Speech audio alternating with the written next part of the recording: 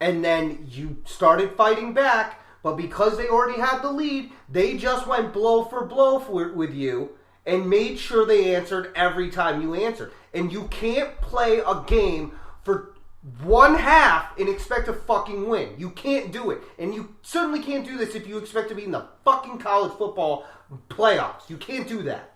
And you are lucky that you are Ohio State. And I'm talking to the entire school right now and Urban Meyer. You're lucky that you have the name Ohio State. Because of the fact that still allows you the possibility to get back into the fucking playoff right now. Because any other team does this that isn't a marquee name like Alabama or LSU or Notre Dame or even right now Michigan.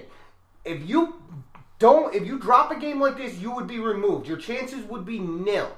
You have to figure out with these next 3 games that you have, that you are lucky enough to have in a row, what's going on, and then be able to smack the shit out of those motherfuckers up north.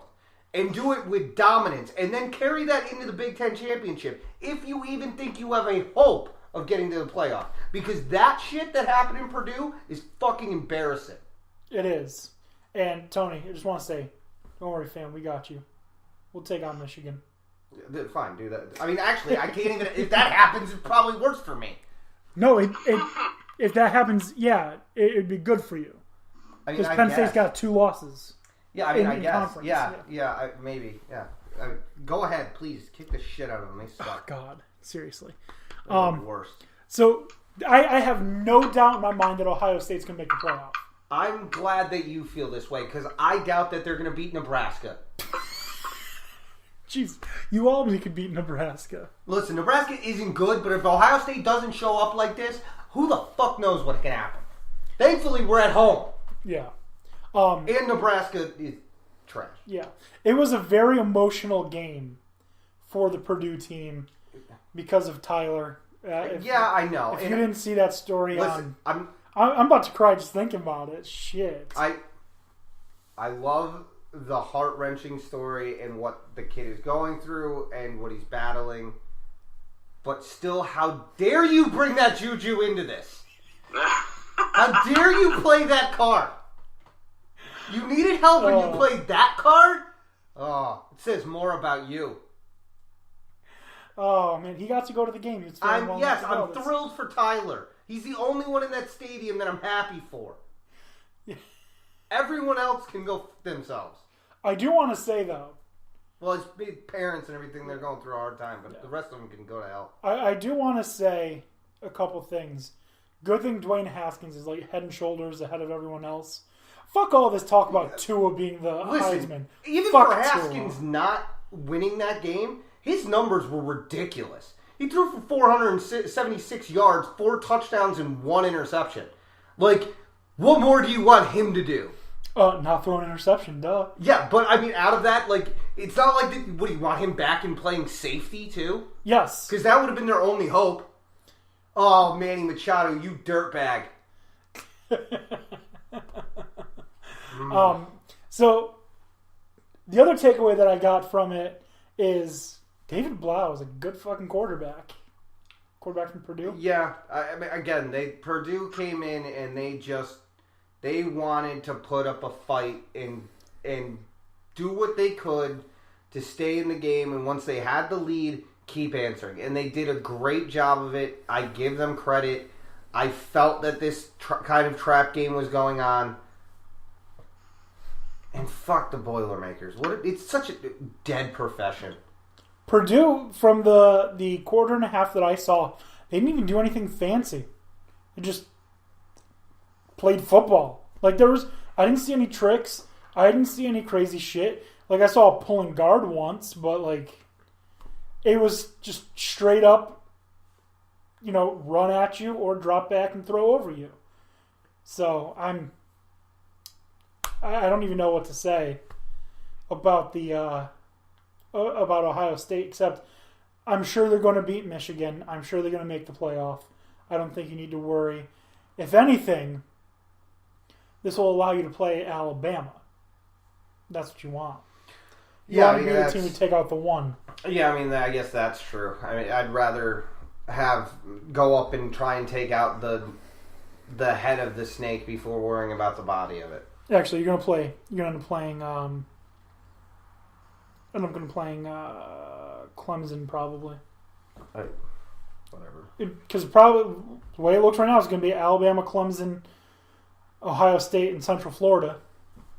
You're still on that Central Florida kick, and I did click on them again on 538, and if they win out, they have a 15% chance of making it. That doesn't mean that the other things happening wouldn't affect that. Obviously, if other things topple, they're going to have to apparently recognize the fact that they're there rather than forgetting that they're a team in the top 25. Right. The blatant disrespect. I know. For an undefeated team. Fucking 20 games in a row almost they've won. You know whose team also let me down this week?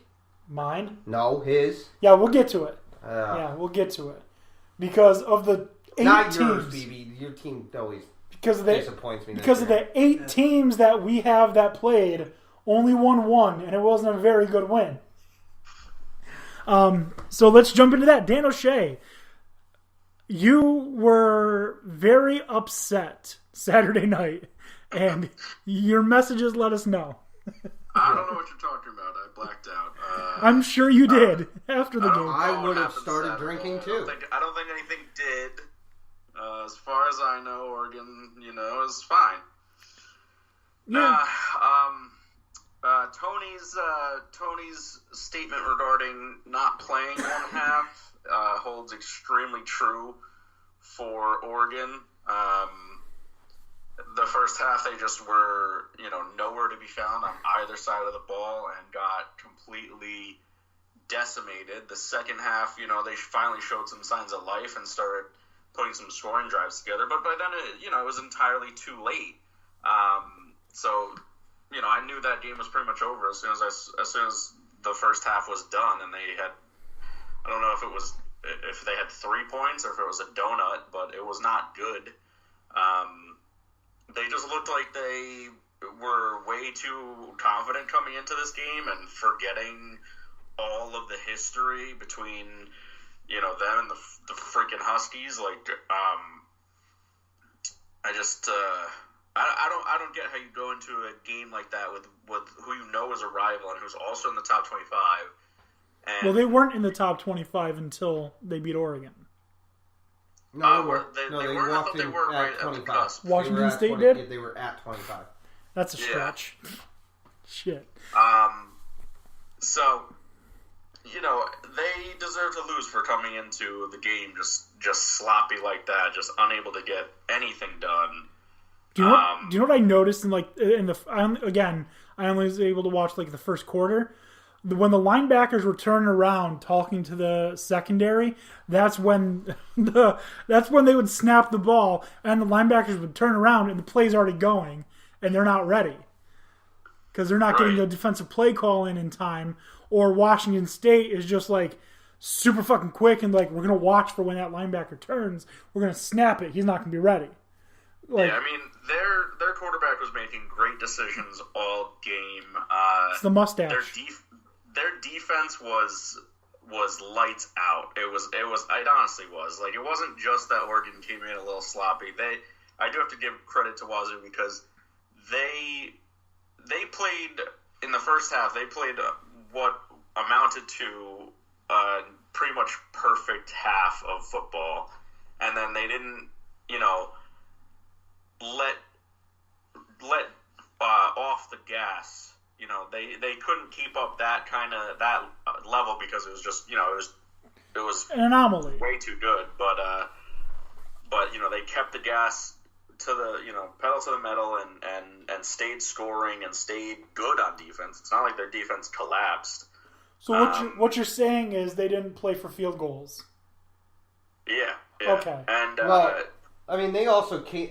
I just feel like the energy with the fact that there was a first time with game day being there, it just seemed like from the beginning, Washington played with a lot more energy, and it took Oregon too much time to try and meet that level of energy, and then at the time that they caught it, it wasn't enough to be able to battle back. Plus, also Michael Leach is fucking brilliant. Well, yeah, Yeah. He's an evil genius because he looks like he's a mad scientist villain in a cartoon. It's funny because like he would be criticized for that. He basically created the air raid system, which is just fucking chuck the ball as far as you can, and one of your receivers. I'm Michael Crabtree. Like, let's. Can you name any of the quarterbacks in college that threw to Michael Crabtree? No. Graham Harrell's the only one I can think of. Yeah. You could be making that up, and I believe you. No, Graham Harrell was the Texas Tech quarterback, but that's Mike Leach quarterbacks don't do well in the NFL. They just don't. But they were talking with him and said, surprisingly, unlike other teams that you've had, this team is solid on defense. And he said, what's defense? Like, obviously fucking with him, but what's defense? He's an evil genius. Yeah. No, but yeah, Washington State smacked Oregon. Dan Beebe. Yep. USC ran into a really tough defense in Utah. Utah, I think, has the number 1 ranked defense in the nation. I think is what they are. If not, they're number 2 behind Michigan, probably. But their defense is just fucking stellar. And still, they played, pretty poor-ass offense. Yeah. Their defense, fucking phenomenal. USC, not a very good team. Somehow, though, people are talking about Texas being in the fucking playoff. Fuck. I don't. Because their record is relax. fucking 5-1. Yeah, calm down. Anyways. Load the bases. Hit him. Load the bases, hit them. Obviously, it's Manny Machado for those of you listening. So, Dan Beebe, thoughts on USC? Definitely not a record-setting year. What can I say? Utah's been a great team. They might have been a record-setting year. Record-setting low. Yeah. Well, there's that. But Utah has been a good team this year. Beat Stanford. Definitely undervalued. And again, I think it's just because they play late. Mm-hmm. Yeah, that's a good point. And I'm going to ask you guys a question in a couple minutes. Similar. I'd say favorite maybe to win the Pac-12 this year. Utah is very good. Unfortunately, your team it's one of those years where you need, give it time. Give it time. Everything needs to be rebuilt. Still better than Buffalo. Well, I guess that's true. Yeah, that's a good point. So then we'll get on to my team. My team laid an absolute fucking egg. This team is so bad right now, Penn State. So bad. What's defense? What? What's defense? Yeah, exactly. Jesus Christ. They may have won, but they looked absolutely weak. So weak. Against an Indiana team that is on the rise, but still shit. Do you know what I've noticed? They have absolutely no fucking passing game. None. Who? Penn State. Their receivers are trash. Yeah, it's not that they can't throw the ball. They just can't get it to anybody. Nobody can hold on to the ball. Seriously. I know. You fucking frying pan over there. Seriously. Listen to this. Leading receiver, Juwan Johnson, 72 yards. Not terrible, right? That's on 2 catches. 2 fucking catches. 72 yards. And his longest was fucking 59 yards. That means the other one was 13. Jesus. 13 yards. All right. And you had Miles Sanders, 72 rushing yards. When Trace McSorley consistently, your quarterback, is consistently your leading rusher as well, you have a fucking problem. Yeah, it's a problem. Your offense, again, needs to, I don't know. They unfortunately are going to need a reset there, but... Remember what I said last year about Michigan? Yeah. About how they're for a world of pain after losing 22 fucking starters? Yeah. Well, Penn State. Yeah, that's they're just doing it a little better. Yeah, no, they're keeping the dam from collapsing. Until Iowa smacks them this week. Are you going to Kinnick? No. Oh. No. It's not going to be an easy game for you considering what happened to Indiana, but it's better that it's not in Kinnick. How Penn State's a 6.5 point favorite over Iowa, I don't know. Generous. Exactly. And then we get to go to Michigan.